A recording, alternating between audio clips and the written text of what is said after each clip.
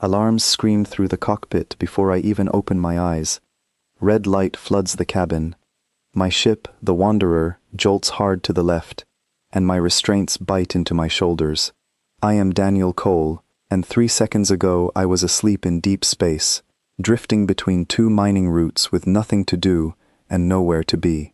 Now every screen in front of me is screaming the same word: distress.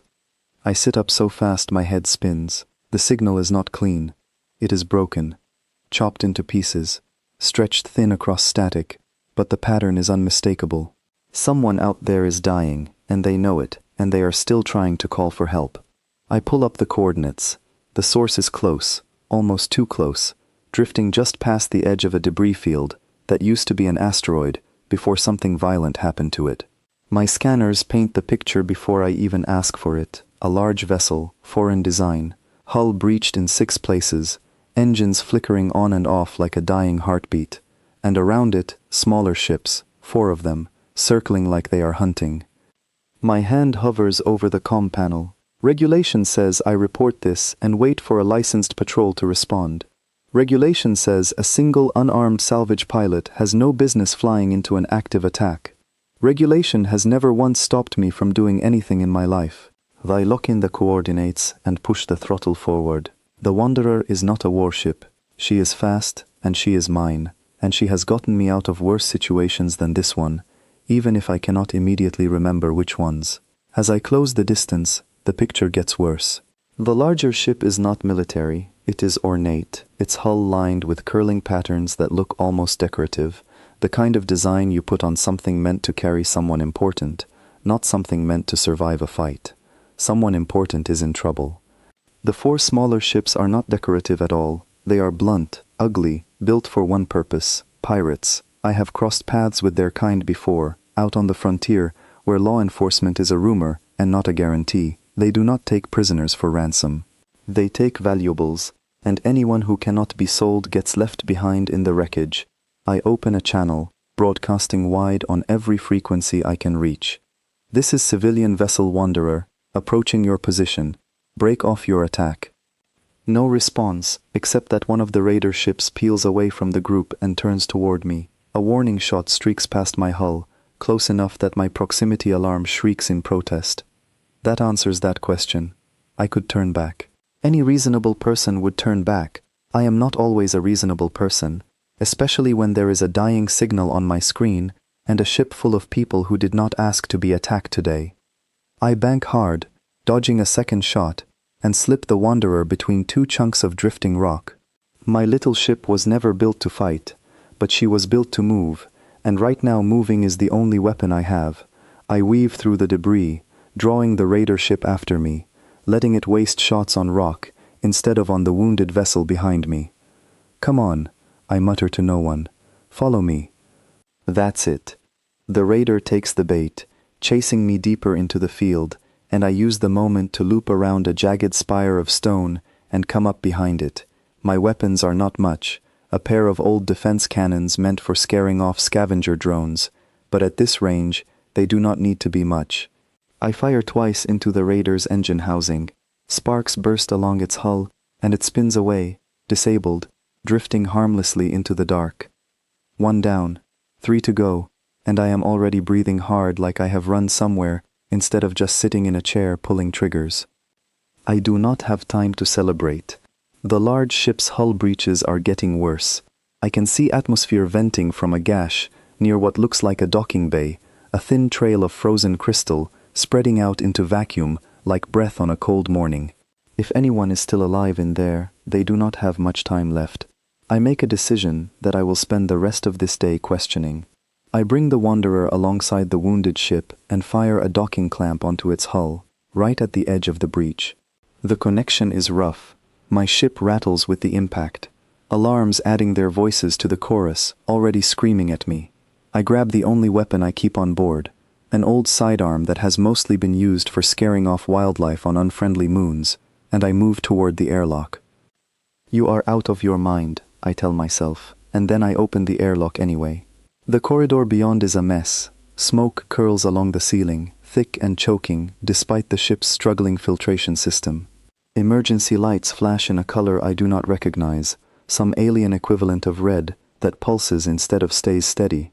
There are marks on the walls, scorched and torn, the unmistakable signs that a fight happened here recently and did not end well for the people who lived on this ship.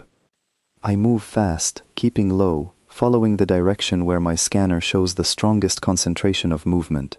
Voices echo somewhere ahead, sharp and urgent, speaking a language I do not know but do not need to know to understand the tone. Fear sounds the same in every language I have ever heard. Two figures round a corner ahead of me, armored, carrying weapons that look uncomfortably efficient. Raiders, boarding the ship the same way I just did, except they are not here to rescue anyone. I do not wait for them to notice me first. I fire twice, and both shots land, and both figures go down before they can raise their weapons. My hands are steady, my heart is not. There is a difference between training for a moment like this and actually living through one, and I feel that difference in every nerve of my body as I step over them and keep moving. The ship groans around me, metal stress audible even through the layers of smoke and noise. Somewhere deep in its structure, something important is failing, and I do not have long before this whole vessel becomes a permanent part of the debris field it is currently floating in. I find the source of the voices behind a half-sealed door, in what looks like an escape pod bay, stripped of most of its pods already. A young woman kneels on the floor, dressed in robes that were clearly beautiful before soot and blood stained them, cradling another figure who is not moving. She looks up as I burst through the door, and her expression is not relief. It is pure, sharp alarm, like I might be one more threat added to a night that has already given her too many. "I'm not here to hurt you," I say, holding up empty hands, sidearm tucked away. "I heard your distress call."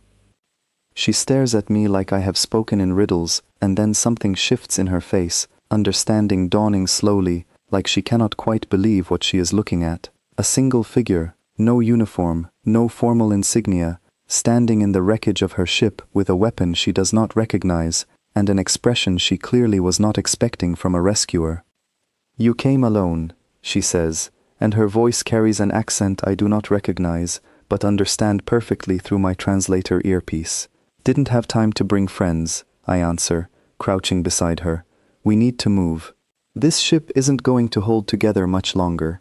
She looks down at the figure in her arms, and grief crosses her face before she pushes it away, replacing it with the same sharp focus I imagine has kept her alive this long. "She's gone," she says quietly. "There was nothing I could do."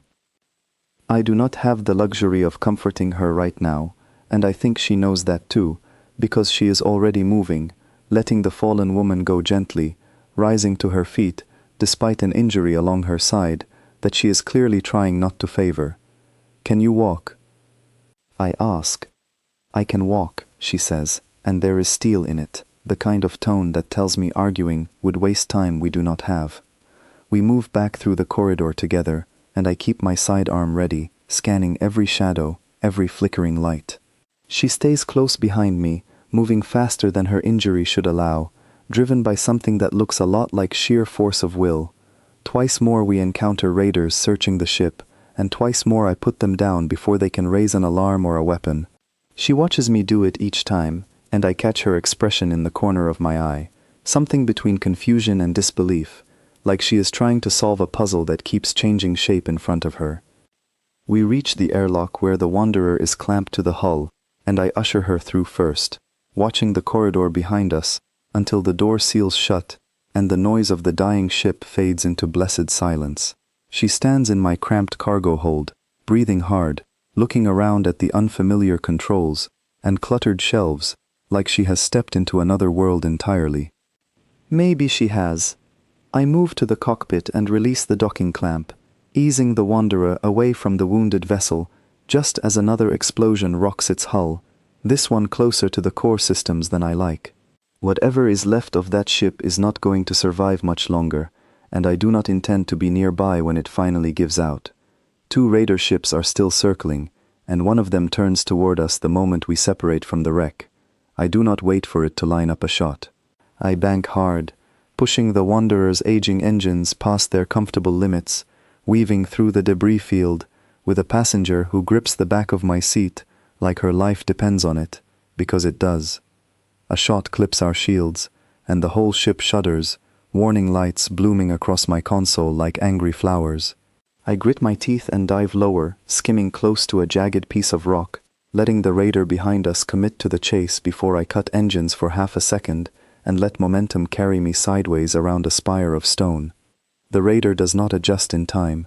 It clips the rock at speed, and I do not look back to see what happens next, because I am already pulling us clear of the debris field entirely, opening distance, pushing toward open space where the Wanderer's speed finally becomes an advantage instead of a gamble. The remaining raider ship gives chase for a while, but it is built for boarding, not for racing, and slowly the distance between us grows until its signal fades from my scanners entirely. Silence settles over the cockpit, broken only by the soft hum of the engines and my own ragged breathing. I finally turn to look at my passenger properly. She has lowered herself into the empty seat behind mine, one hand pressed to the wound at her side, watching me with an expression I cannot quite read. Up close, away from the smoke and the panic, I notice things I missed before. The fine craftsmanship of her torn robes, the quiet authority in the way she holds herself even now, exhausted and injured. The way her eyes study me like I am something entirely outside her experience. "You should let me look at that wound," I say, nodding toward her side. "It can wait," she says. "I want to know who you are." "Daniel Cole," I answer. "Independent pilot. Mostly salvage work, occasionally rescue work when the universe decides to make it my problem." "No one sent you," she says slowly, like she is testing the words for truth. "You came because you heard a signal." "That's usually how it works," I say, guiding the ship onto a steady course while I talk. "Someone calls for help, someone answers. Simple." "Nothing about tonight was simple," she says, and for the first time, something like a smile touches the corner of her mouth, exhausted but real.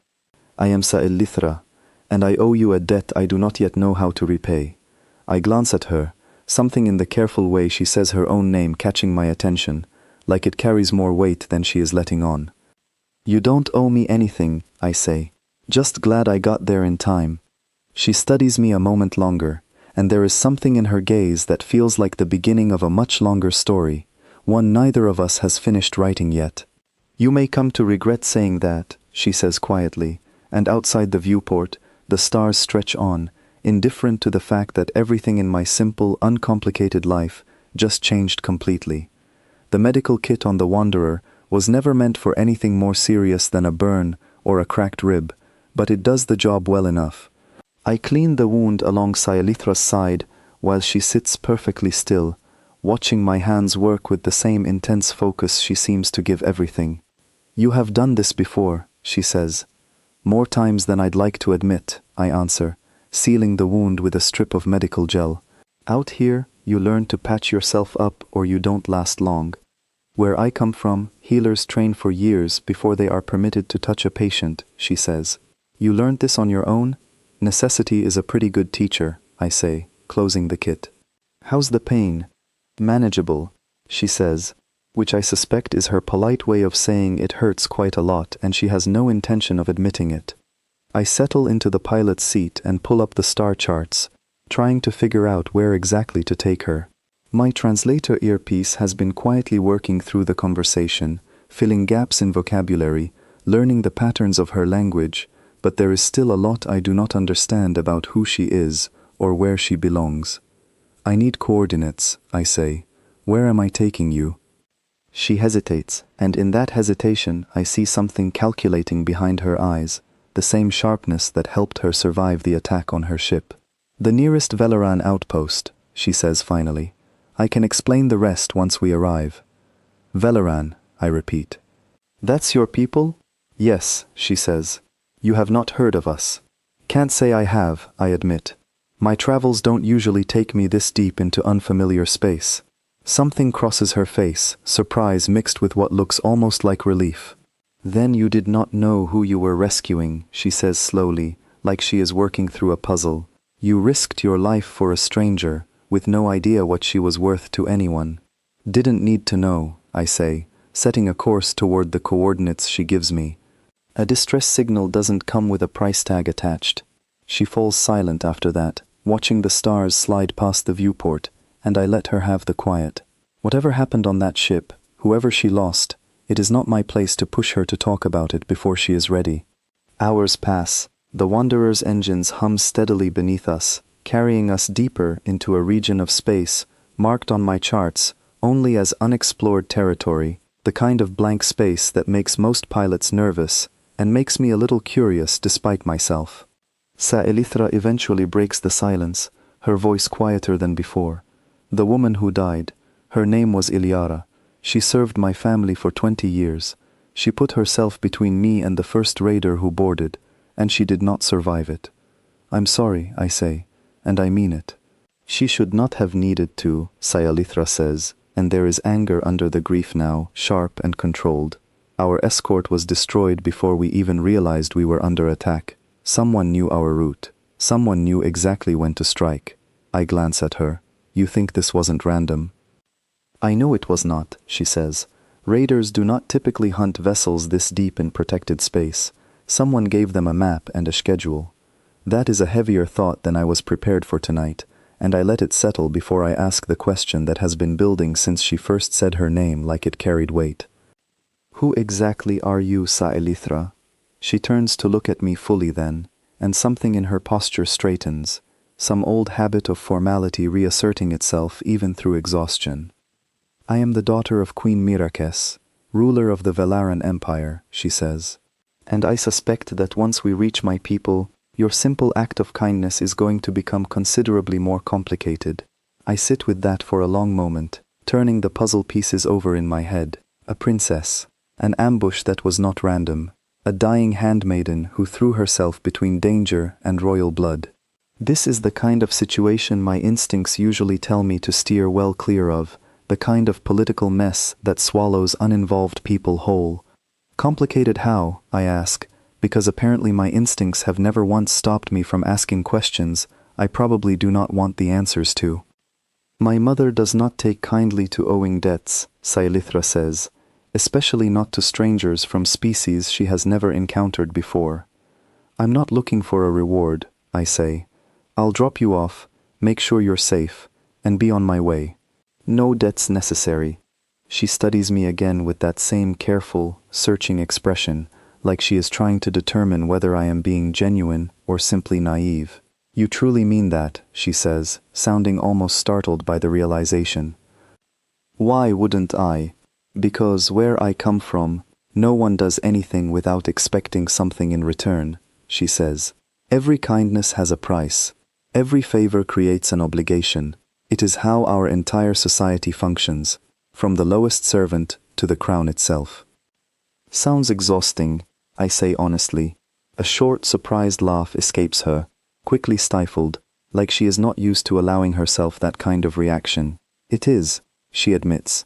I had not considered it might be any other way. We talk more as the hours stretch on, and slowly the tension in her shoulders eases, just slightly. She tells me about her people in careful, measured pieces, an ancient civilization built on tradition and rigid structure, where every action carries weight, and every relationship is a careful transaction of obligation and status. I tell her about my life in return, the freedom of drifting between systems with no fixed destination, the strange patchwork community of independent pilots who help each other without keeping score. You do not track who owes whom, she says, testing the idea like an unfamiliar taste. How does anything function without that structure? Trust, mostly, I say, and the understanding that today it's someone else who needs help, and tomorrow it might be you. She goes quiet again, and this time the silence feels different, thoughtful rather than guarded. My scanners chime softly, catching a change in the star field ahead. I check the readout and feel my stomach tighten slightly. A fleet is approaching, sleek and orderly, ships built in the same ornate style as the vessel I pulled Sa'ilithra from, except these are armed, disciplined, moving in formation like they know exactly what they are looking for. That would be your people, I say. She leans forward, studying the fleet through the viewport, and I watch relief and apprehension battle across her face in equal measure. They must have detected the destruction of my transport, she says. They will have alerted my mother by now. Good, I say. You'll be home safe soon. Yes, she says, though something in her tone makes the word sound less certain than it should. Safe. The lead ship in the formation opens a channel, and a voice crackles through my comm system. Rapid and formal, speaking words my translator struggles to keep pace with. Saelithra answers in her own language, calm and commanding, despite everything she has been through tonight, and I hear the shift in her voice, the return of someone used to being obeyed. The fleet adjusts course, falling into formation around the Wanderer, like an honor guard, and I feel distinctly like a small fish, suddenly surrounded by much larger ones. They wish for you to follow them to the throne world, Saelithra says, turning back to me. My mother will want to meet the one who saved her daughter. That really isn't necessary, I say, feeling something uneasy stir in my gut. I can drop you here, let your people take it from here. Daniel, she says, and it is the first time she has used my name, and something about the way she says it makes me look at her fully. You do not understand my mother, or my people, or what it means that you did what you did tonight. Please, come meet her, for your own sake as much as mine. There is something in her expression, a warning wrapped inside a request, that makes me realize turning back now is no longer entirely my choice to make. The fleet surrounding my ship was not really an invitation. I glance at the formation outside my viewport, ships built for war escorting my small, unarmed vessel toward a destination I know nothing about, and I feel the first real flicker of doubt about the decision I made hours ago, answering a distress call that felt so simple at the time. All right, I say slowly, adjusting my course to follow the fleet. Let's go meet your mother. Saelithra exhales, something between relief and dread crossing her features, and outside the viewport, the fleet leads us onward, deeper into territory no human has ever charted, toward a throne world and a queen who is about to learn that a single unarmed stranger reached her daughter before her entire empire could. The throne world comes into view slowly, and I find myself leaning forward in my seat, despite everything telling me to stay cautious. I have seen a lot of planets in my years of flying, but nothing quite like this. Cities spread across the surface in perfect geometric patterns, towers rising in curved spirals that catch the light of their sun and throw it back in shades of gold and violet. Even from orbit, the place looks less like it was built and more like it grew, deliberate and ancient and staggeringly beautiful. It's incredible, I say quietly. It is home, Saelithra says, and there is a complicated weight in those two words, pride tangled up with something that sounds almost like reluctance. The fleet guides the Wanderer down through the atmosphere, and I follow their path exactly, aware that a lot of very capable warships are watching my every move. We descend toward a landing platform built into the side of a massive palace complex, its architecture so intricate it looks like it took centuries to carve, spires and archways and gardens spilling down terraced levels toward the city below. When the Wanderer settles onto the platform, I take a breath and look over at Saelithra. Any advice before I step out there? Do not bow, she says. It would be seen as either mockery or an admission of inferior status, and either interpretation could cause problems. Speak plainly. My mother respects directness, even when she does not enjoy hearing it. Noted, I say. Anything else?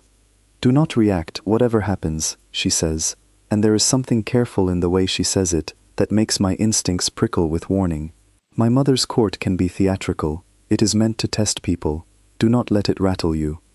That is not exactly the reassurance I was hoping for, but there is no more time to ask questions. The airlock cycles open, and we step out onto the platform together, into air that smells faintly of something sweet and unfamiliar, beneath a sky streaked with colors no human sky has ever worn.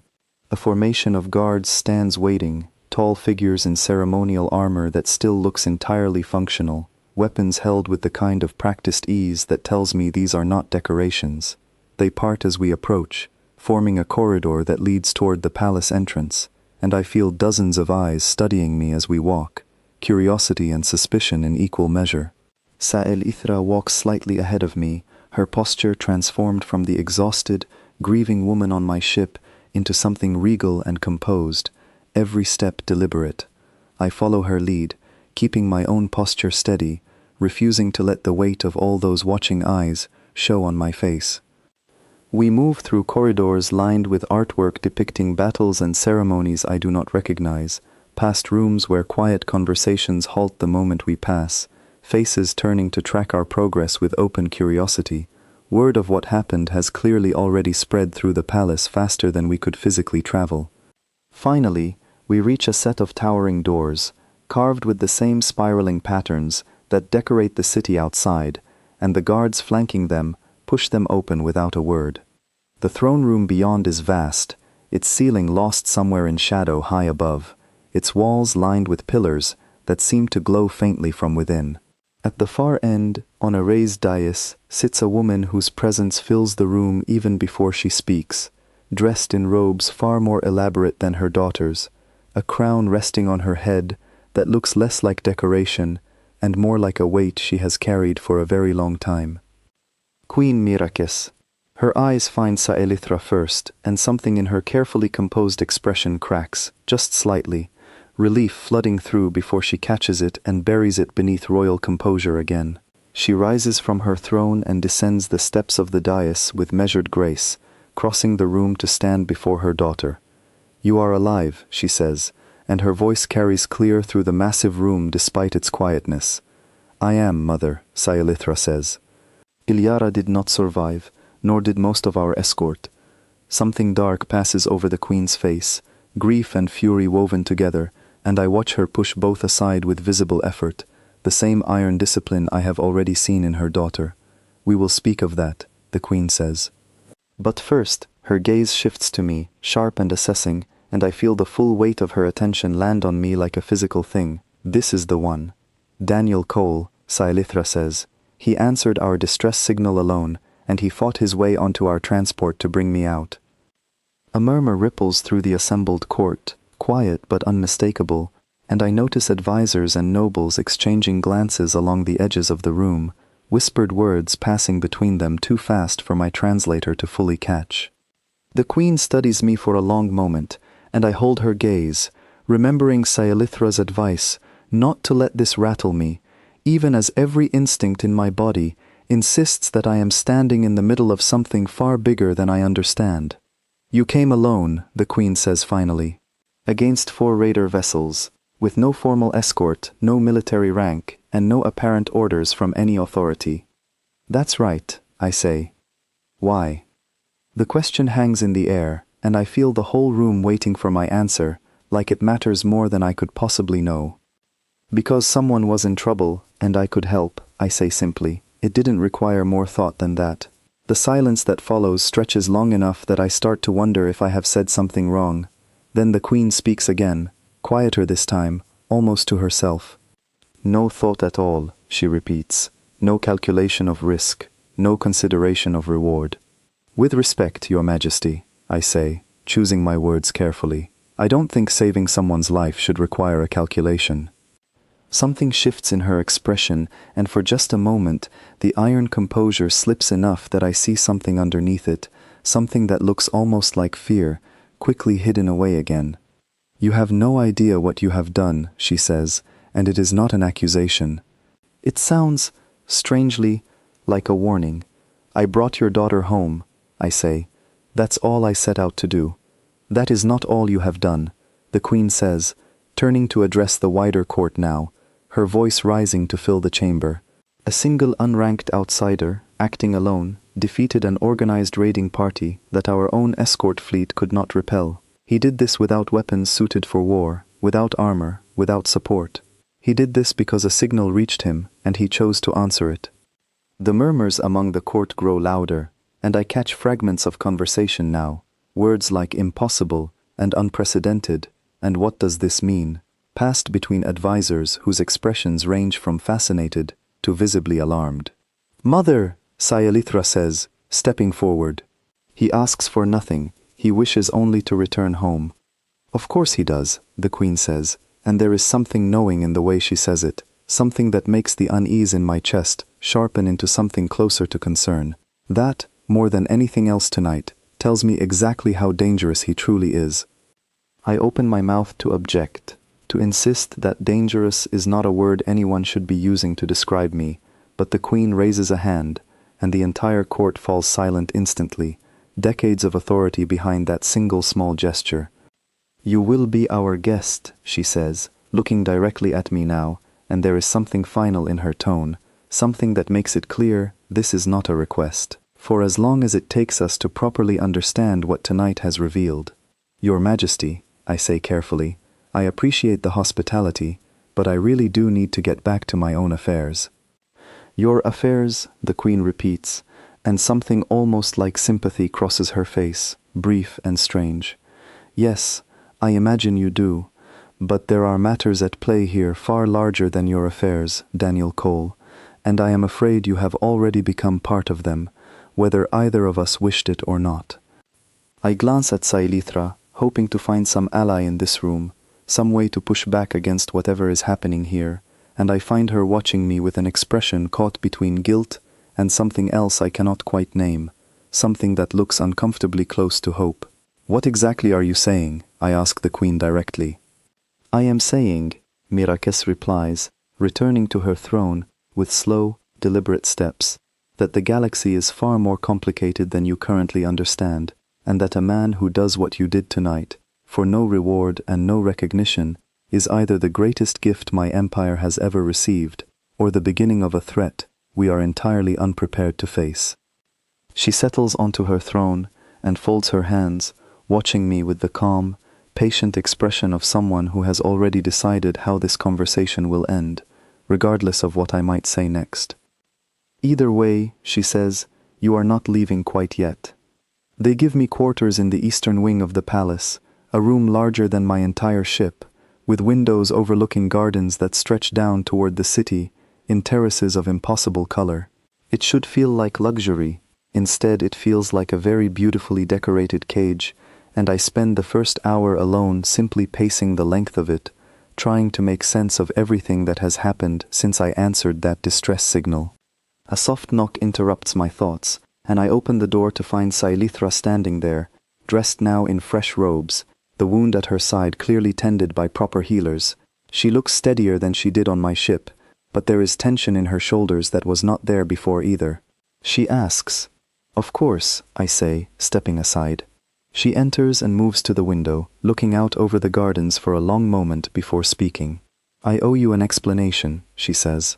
"That would be a good start," I say, leaning against the wall, arms crossed. "Your mother made it sound like I'm some kind of threat just for helping you." "You are not a threat," Sailithra says, "but what you represent might be, at least in her eyes." "Explain that to me," I say, "because from where I'm standing, all I did was answer a call for help." She turns to face me, and there is something careful in her expression, like she is choosing each word with precision. "Our society is built on obligation," she says. "Every action carries a price, every favor a debt. Soldiers fight because they are bound by oath and paid for their service. Guards protect because it is their duty and their livelihood. Even acts that appear selfless are, beneath the surface, transactions. A noble house aids another because it expects support in return one day. Nothing happens simply because someone chose to do it." "And I broke that pattern," I say slowly, starting to understand. "You shattered it," she says. "You risked your life for someone you had never met, expecting nothing, calculating nothing. To my mother, and to everyone in that court today, that is not heroism. That is something they have no framework to understand, and things they cannot understand, they fear." I sit down heavily on the edge of a low bench near the window, letting that settle. "So because I didn't expect a reward, your entire court thinks I'm dangerous." "Worse," Sailithra says. "They fear what you represent about your entire species. If one unranked human, acting entirely alone, can defeat a raiding party our military escorts could not repel, purely because he felt compelled to help a stranger, what happens when an entire civilization of such people decides to act with purpose? What happens when they are not simply helping, but opposing? The weight of that settles over me slowly, and for the first time I understand the full shape of the trap I have wandered into. This was never really about gratitude. It was about fear, dressed up in the language of hospitality. "Your mother thinks humanity is a threat," I say. "My mother thinks humanity is unpredictable," Sailithra corrects gently, and unpredictable things cannot be managed the way everything else in our world can be managed. There is no debt she can offer you that would properly bind you to her interests, because you do not operate within the framework of debts at all. That terrifies her far more than any army would. So what happens now? I ask. She keeps me here indefinitely because she's afraid of what I might tell my own people? She invoked the old law, Saelithra says quietly, and something in her tone tells me this is the part she has been dreading to explain. The life-debt statute. When someone saves royal blood, tradition holds that they cannot be released from the crown's hospitality until the crown itself declares the debt repaid. That's not hospitality, I say, standing again, frustration rising in my chest. That's a prison with better furniture. I know, Saelithra says, and there is real regret in her voice now. I tried to argue against it. She would not hear it. I run a hand through my hair, pacing again, trying to think through the tangled political mess I have somehow become the center of. How long does something like this usually last? There is no fixed term, she admits. It lasts until the crown decides. Sometimes weeks, sometimes far longer. That's not an answer, that's a life sentence with extra steps, I say, and I hear the sharpness in my own voice, though it is not really directed at her. I am aware, Saelithra says, and I am sorry. You saved my life expecting nothing, and in return, my mother has trapped you in a situation you never asked for. If there is a cruelty crueler than that, I have not encountered it. Her honesty takes some of the edge off my frustration, though not all of it. I look at her properly, seeing past the composed princess to the person underneath, still carrying grief for the handmaiden she lost, still carrying guilt over what her rescue has cost me. This isn't your fault, I say, quieter now.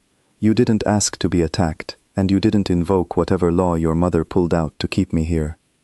No, she agrees, but I understand my mother, and I understand this court, in ways you do not yet have the chance to. I should have warned you before we ever arrived. I should have found some way to prevent this. Could you have? She hesitates, and that hesitation tells me everything. Perhaps, she says, if I had insisted more forcefully, if I had reminded her of certain older obligations she owes me in turn. I did not think quickly enough, and by the time I understood what she intended, it was already done. I let out a slow breath, forcing the frustration back down into something more manageable. Anger will not get me off this planet any faster, and yelling at the one person in this palace who seems to actually be on my side accomplishes nothing. All right, so tell me about this life-debt law properly. What actually needs to happen for your mother to consider the debt repaid? That is the difficulty, Saelithra says. The law was written centuries ago, for circumstances that no longer apply cleanly to situations like this one. Traditionally, the one who saved royal blood would serve the crown in some meaningful capacity until judged to have repaid an equivalent value to what was given. But you are not Veleron. You hold no rank, no title, no place within our structures of service. My mother does not yet know what she wants from you, only that she is not ready to let you leave. So I'm stuck here until she figures out what she wants, I say. Essentially, yes, Saelithra says, though I intend to make certain that period is as short as I can manage. Something in the determination behind those words catches my attention, and I study her for a moment, this woman who was a stranger to me barely a day ago, now standing in my borrowed quarters promising to fight her own mother on my behalf. I understand the debt, the obligation, all of it, but this feels like more than that. She is quiet for a long moment, and when she finally speaks, there is something rawer in her voice than the careful diplomacy she has used until now. Because you asked for nothing, she says simply. In my entire life, surrounded by a court built entirely on transaction and obligation, I have never once encountered someone who acted purely because it was right, without calculating what they stood to gain. Whatever my mother fears about what that means for her empire, I find myself only wanting to understand it better. And I do not think that understanding requires you to be trapped here against your will. Her words settle over me, and for the first time since arriving on this strange, beautiful, dangerous world, I feel something other than frustration, something closer to being seen, understood, even here among people who barely comprehend the way I think. Thank you, I say quietly, for being honest with me, at least. It is the least I owe you, she says, and a small, tired smile crosses her face. I will speak with my mother again. I will find a way to shorten this. I promise you that much. She leaves shortly after, and I am left alone again, in quarters far too grand for a prisoner, watching the strange sunset paint the gardens outside, in colors I have no names for, wondering exactly how deep this galaxy's nightmare is about to run, and whether I have already become a permanent part of it. Days pass, and I begin to understand the strange rhythm of the palace, even as I chafe against the invisible walls that keep me within its grounds. Guards escort me whenever I move beyond the eastern wing, always polite, always firm, always making it clear that my freedom here has very specific limits. I am given access to gardens, libraries, training grounds, almost everything except the one thing I actually want, which is a clear path back to my ship. It is in the training grounds where things begin to shift. I find myself there most mornings, partly because it is the one place in the palace where I feel something like normal, and partly because the guards stationed there seem less suspicious of me than the nobles who watch me from windows and corridors like I am some exotic animal escaped from its enclosure. A young guard named Corin approaches me on my 4th morning there, watching me move through a series of exercises I picked up years ago, simple footwork and conditioning drills meant to keep a body ready for anything. "What are you doing?" he asks, curiosity overriding what I suspect is supposed to be professional detachment. "Staying sharp," I say. "Old habit." "You fought 4 raider ships," he says. Not quite a question. "Alone." "One at a time, actually," I say. "Never fought all 4 together." Might not be telling this story if I had.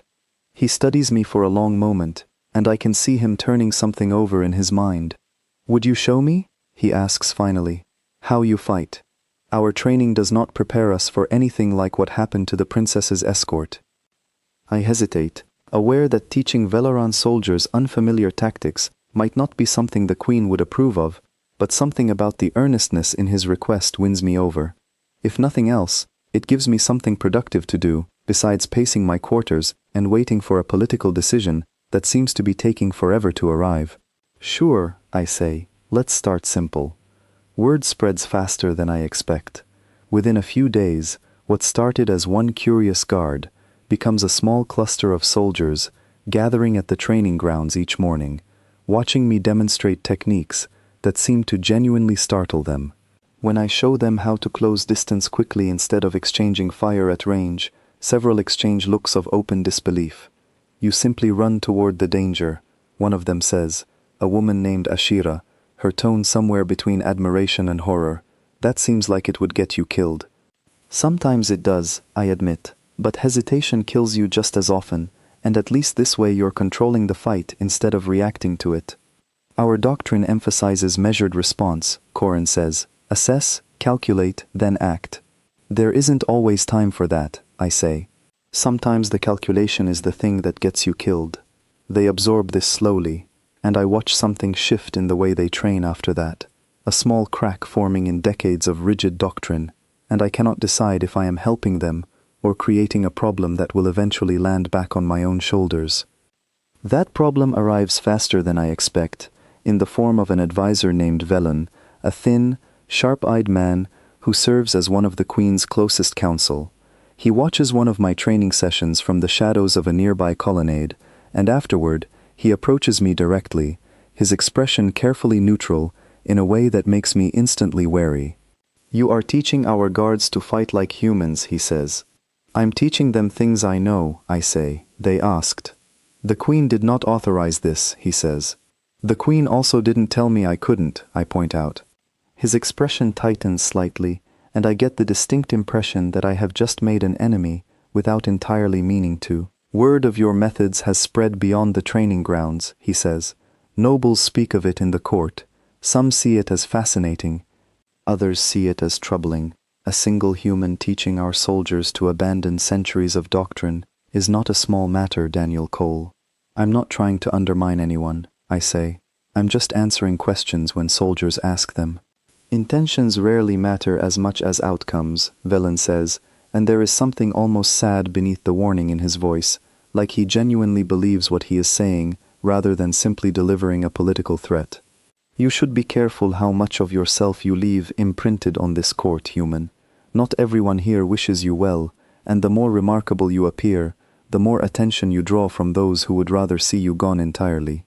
He leaves without waiting for a response, and I am left standing in the training grounds with an uneasy feeling settling into my stomach, the sense that the walls of this beautiful cage are more complicated and more dangerous than I originally understood. That evening, Saelithra finds me in the gardens, where I have taken to walking in the evenings when the strange twin moons of this world rise over the terraces. "You have made an impression," she says without preamble, falling into step beside me. "So I've heard," I say. "Your advisor Velen seems to think I'm stirring up trouble." "Velen is cautious by nature," she says. "It is his role to be cautious, but he is not entirely wrong to be concerned. My mother's court is not a simple place, Daniel. There are factions here, old rivalries, houses that would use anything, including you, to advance their own position against the crown. I'm not trying to advance anyone's position," I say.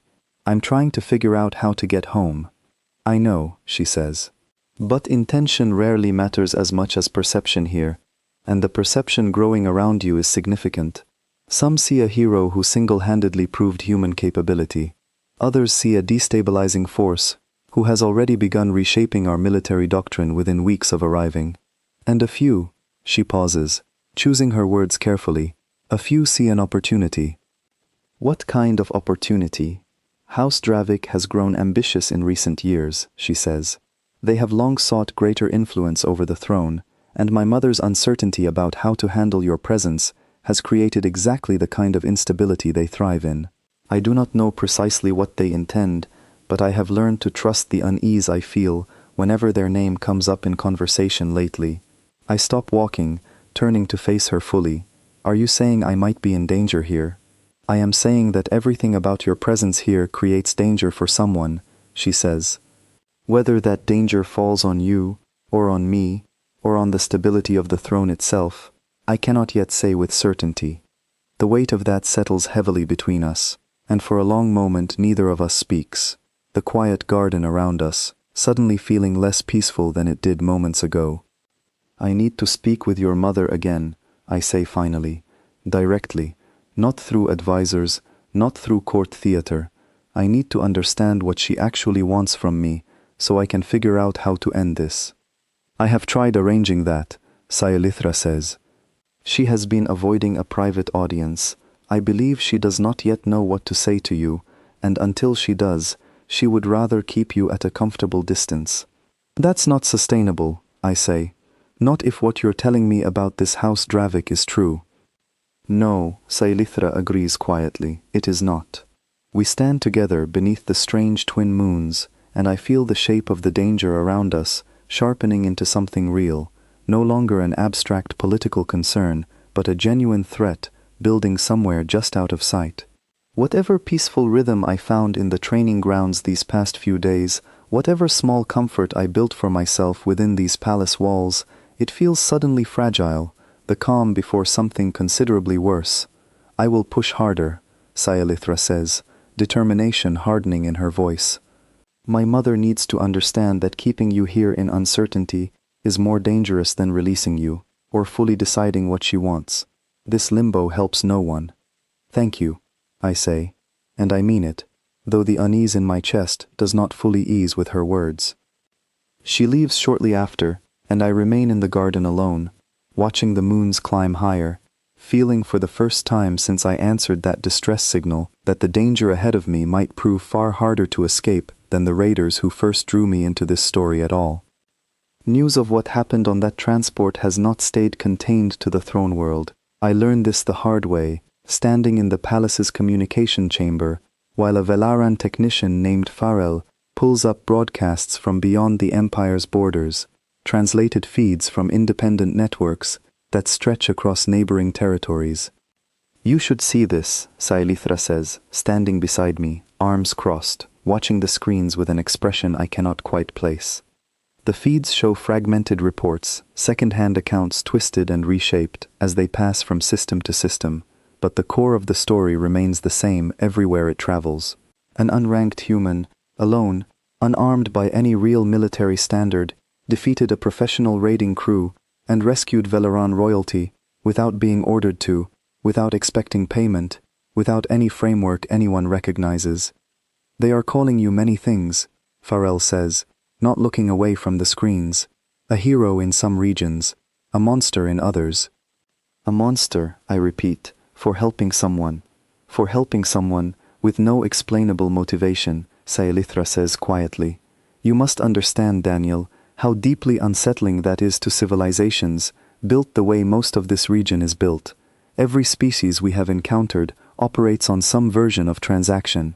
Even the most altruistic cultures we know of still frame kindness within structures of reputation, religious obligation, or long-term strategic benefit. What you did fits none of those frameworks. So instead of being reassured that a random person helped a stranger for no reason, they're terrified by it, I say. Fear of the incomprehensible is common across every species I have studied, Farrell says. If one human can accomplish what you did, purely from personal conviction, entire governments are now asking themselves what an organized human military could accomplish with actual coordination and purpose. I sit with that for a long moment, watching feed after feed play across the screens, watching my own actions get twisted and reinterpreted by people who have never met me, who know nothing about who I actually am, beyond a single dramatic night. It is a strange, uncomfortable feeling, seeing yourself become a symbol for something so much larger than the simple choice you actually made. This is worse than I thought, Sayalithra says quietly. How so? Because now this is not merely a matter of my mother's court managing an unusual guest, she says. Now it is a matter of interstellar politics. Every government watching these feeds is recalculating their assumptions about your species, and by extension, recalculating their assumptions about my mother's decision to keep you here rather than release you home. Which puts more pressure on her to figure out what to do with me, I say, understanding dawning slowly. Considerably more, Sayalithra confirms. We are interrupted by the arrival of a palace runner, breathless, delivering a message that makes Sayalithra's expression shift instantly from concern to something sharper. My mother requests your presence, she says, reading the message. Both of us, immediately. The throne room feels different this time as we enter, fewer courtiers present, the massive space feeling almost intimate despite its size. Queen Mirakis sits on her throne, and beside her stands Velon, along with several advisors I do not recognize, their expressions ranging from tense to openly worried. You have seen the broadcasts, the Queen says without preamble as we approach. We have, Sayalithra confirms. Then you understand the position this places me in, the Queen says, and there is genuine strain in her voice now, the composed authority of our first meeting, cracking under visible pressure. Every government in this region now watches how I handle you, human. If I release you immediately, it appears as though I bow to pressure the moment my choices become inconvenient. If I continue holding you, it appears as though I confirm every fear those broadcasts are spreading, that humans represent a threat worth containing. There's a third option, I say. You could simply explain the truth. That I helped your daughter because it was the right thing to do, and that keeping me here isn't containment, it's hospitality that's run a bit long. The truth rarely satisfies political anxiety, Daniel Cole, the Queen says, something almost weary in her tone. Anxiety requires action, not explanation. Velon steps forward slightly, his sharp eyes moving between the Queen and me. There is also the matter of House Dravik, he says carefully. They have grown notably vocal in recent days, suggesting that the Crown's uncertainty regarding the human reflects a larger uncertainty regarding leadership itself. The Queen's expression tightens visibly at that, and I catch a glance passing between her and Sayalithra, something unspoken but clearly understood between mother and daughter. They seek to use this as leverage against the throne, the Queen says, as they always do whenever opportunity presents itself. Then give them nothing to leverage, I say, and every eye in the room turns to me. Let me go home, publicly. Frame it however you need to, as a gesture of goodwill, as proof that the Crown handles unprecedented situations with wisdom rather than fear. Take away the uncertainty they're feeding on. The Queen studies me for a long moment, and I see her weighing the suggestion carefully, turning it over from every political angle I cannot fully appreciate. It is not so simple, she says finally. The life-debt tradition exists precisely to prevent the crown from appearing weak in matters of obligation. Releasing you without proper resolution would suggest the crown does not take its own laws seriously. Then find a resolution, I say. Tell me what you actually want from me, and let's find a way to satisfy it that doesn't require indefinite detention. Something shifts in the Queen's expression, calculation giving way, just slightly, to something more honest. What I want, she says slowly, is to understand what you are before I decide whether releasing you strengthens or weakens my empire's position in a galaxy that is clearly rethinking everything it assumed about your species. You could ask me directly, I say, instead of guessing through advisors and broadcasts. Perhaps I could, she admits, and for a moment I see something almost like curiosity beneath her careful authority, the same searching quality I first saw in Sayalithra back on my ship. Very well, Daniel Cole. Walk with me. The advisors exchange startled glances as the Queen rises from her throne, but she waves them off with a small gesture, and I find myself following her out through a side entrance of the throne room, into a private courtyard garden I have not seen before, Sayalithra trailing a few steps behind us both. The Queen walks slowly along a stone path lined with flowering plants I do not recognize, and for a while she says nothing at all, letting the quiet stretch until it feels less like tension and more like genuine thought. My daughter tells me you asked for nothing, she says finally. Not gold, not favor, not recognition. Is that true? It's true, I say. Why? It is the same question she asked me in the throne room days ago, but her tone is different now, quieter, less performance and more genuine inquiry. Because that's not why I do what I do, I say. Where I come from, help isn't a transaction. It's just something you offer when someone needs it, because someday you might need it too, and because it feels right to live that way. A society built on that principle sounds fragile, she says, vulnerable to those who would exploit such generosity without offering anything in return. Maybe, I say, but it also means people show up for each other without needing to be ordered to. That's worth something too. The Queen is quiet again for a long stretch, and when she finally speaks, her voice carries a weight I have not heard from her before. That is what frightens me, Daniel Cole, she says, not what your kind might do with weapons or armies. What frightens me is imagining an entire civilization who shows up, unasked, driven by nothing but conviction. Such people cannot be bought. They cannot be threatened in any conventional sense. They cannot be predicted through the frameworks that have governed diplomacy in this region for 1,000 years. That sounds less like a threat and more like something worth learning from, I say carefully. She looks at me then, something almost vulnerable crossing her carefully composed face, gone as quickly as it appeared. Perhaps, she says, or perhaps it is simply something I am not yet ready to release from my grasp, while I decide which of those two things is true. She turns and walks back toward the throne room without another word, leaving me standing in the quiet courtyard beside Sayalithra, the weight of an unresolved decision still hanging heavily over everything, while somewhere beyond these palace walls, a rival house circles closer, waiting for exactly this kind of uncertainty to crack the throne wide open. The attack comes on an evening that starts out unremarkably enough. One of those quiet palace nights where the gardens glow faintly under the twin moons and the corridors have finally settled into their usual hush. I am walking back from the training grounds, still loosening the tension from a longer session than usual, when I hear something that does not belong in the quiet at all. A scream, cut off sharply, somewhere near the eastern gardens. I do not think. I run. The path takes me past a row of ornamental pillars and into the private garden where the Queen walked with me days earlier, and what I find there stops my heart cold for half a second before instinct takes over completely. Sayalithra is on the ground, one arm raised defensively, blood at her shoulder, 3 figures in dark, unmarked armor closing in around her, weapons drawn. None of them notice me yet. I do not have my sidearm. I left it in my quarters, a decision I regret instantly and completely. What I have is training, instinct, and the same reckless refusal to hesitate that got me into this entire situation in the first place.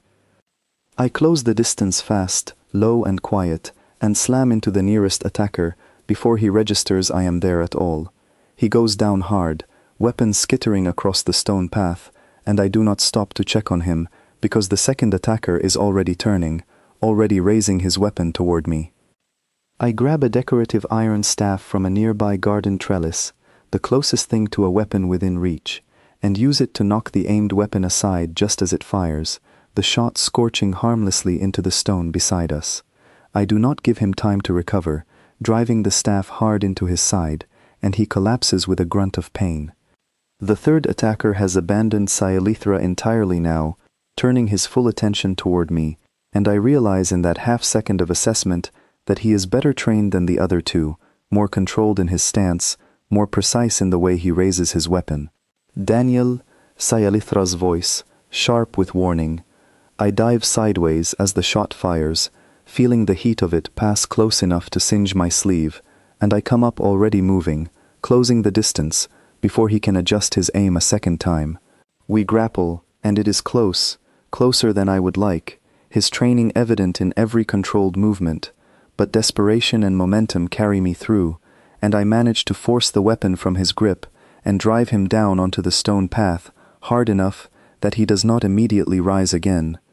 Silence falls over the garden, broken only by my own ragged breathing and the distant sound of alarm bells finally beginning to ring somewhere across the palace grounds, far too late to have actually helped. I turn immediately to Scialithra, dropping to her side, checking the wound at her shoulder with hands that are shaking more than I would like to admit. "I'm all right," she says, though her voice is tight with pain. "It grazed me. It is not deep. We need to get you to a healer," I say, helping her rise carefully.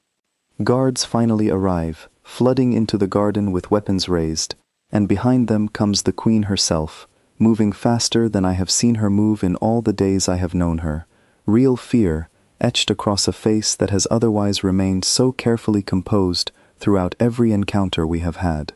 "Scialithra," she says, reaching her daughter and pulling her into an embrace that has nothing performative about it at all. Pure, raw relief, overriding every ounce of royal composure. "I am well, mother," Scialithra says.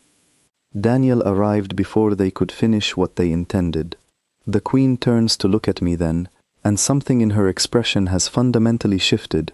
The careful, calculating distance she has maintained since our first meeting finally, completely gone. Guards move quickly to secure the three attackers, and it does not take long, examining their unmarked armor and confiscated weapons, for whispers to spread confirming what Scialithra and I both suspected before anyone said it aloud. "House Dravik," Velen says grimly, arriving at the scene and studying the captured attackers with a cold, furious expression. Their markings are concealed, but the weapon design is unmistakable. They grew impatient, waiting for the crown's uncertainty to weaken us on its own. "They tried to kill my daughter," the queen says, and her voice carries a dangerous, quiet fury that makes even the assembled guards go still. "They tried to eliminate the heir and destabilize the throne in the same act," Velen says. "A clean strike, timed while the palace's attention was focused elsewhere on political theater surrounding our human guest. The queen's gaze shifts back to me, and I see her working through something complicated, painful, the political and the personal colliding in a way she can no longer keep separate. "You saved her again," she says quietly, unarmed, without hesitation, for the second time, with nothing to gain from it. "She needed help," I say simply, same as before. The queen is quiet for a long moment, watching me with an expression I finally, fully understand. It is not fear anymore, or at least not only fear. It is something closer to a reckoning, the collision of everything she has believed about obligation and transaction against the plain, simple reality of a man who keeps showing up for her daughter with absolutely nothing to gain from it. "I have been a fool," she says finally, quietly enough that only those closest can hear it. "Your Majesty," Velen asks. "The life-debt law," the queen says, straightening, some of her old composure, returning even through the visible strain of the night's events. I did not invoke it because tradition required it. I invoked it because I did not know how else to keep something so valuable within my reach, without admitting that I did not yet understand what I truly wanted from it. She looks at me directly now, and there is nothing calculating left in her expression at all, just something raw and honest, that I suspect costs her a great deal to show in front of her court. "You are not a debt to be repaid, Daniel Cole," she says.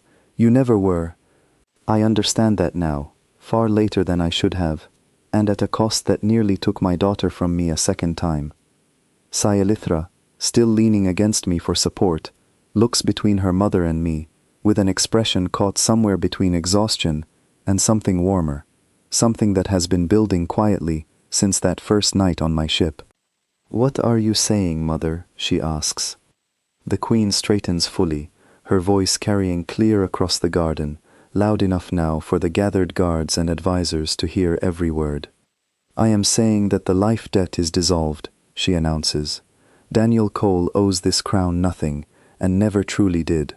He is free to leave whenever he chooses."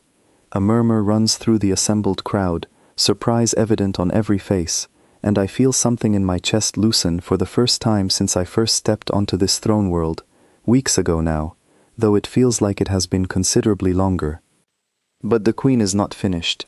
"And yet," she continues, turning to look at me with something that might almost be a smile forming at the corner of her composed expression, "I find myself, for the first time in longer than I care to admit, asking rather than commanding, 'Daniel Cole, will you remain, not because any law requires it, but because I am asking you to?'" The garden falls silent, waiting, and I look at Sayalithra beside me, still steady despite her wound, watching me with an expression that carries more hope in it than she probably realizes she is showing. I think of the raiders I fought without a second thought, of the training grounds full of soldiers eager to learn something new, of a queen who spent weeks afraid of what my kindness represented, and just tonight finally understood it was never a threat at all. Somewhere beyond this palace, across 100 systems now watching to see what happens next, the galaxy is quietly recalculating everything it assumed it understood about humanity. Not because of armies, not because of weapons, but because one person answered a distress call without asking what he stood to gain, and in doing so, became something this entire region of space has no framework left to predict. I look at the queen, then at Sayalithra, and I feel the shape of an entirely new story beginning, one neither law nor debt could have written, only choice. "I'll stay," I say, "but not because you're asking as a queen, because you're asking as her mother, and because some things really are worth choosing, even when nobody's keeping score." The queen's composed expression finally breaks into something genuinely warm, and behind her, the twin moons climb higher over a throne world that is about to discover exactly what it means when a single human decides, freely and completely, to stay.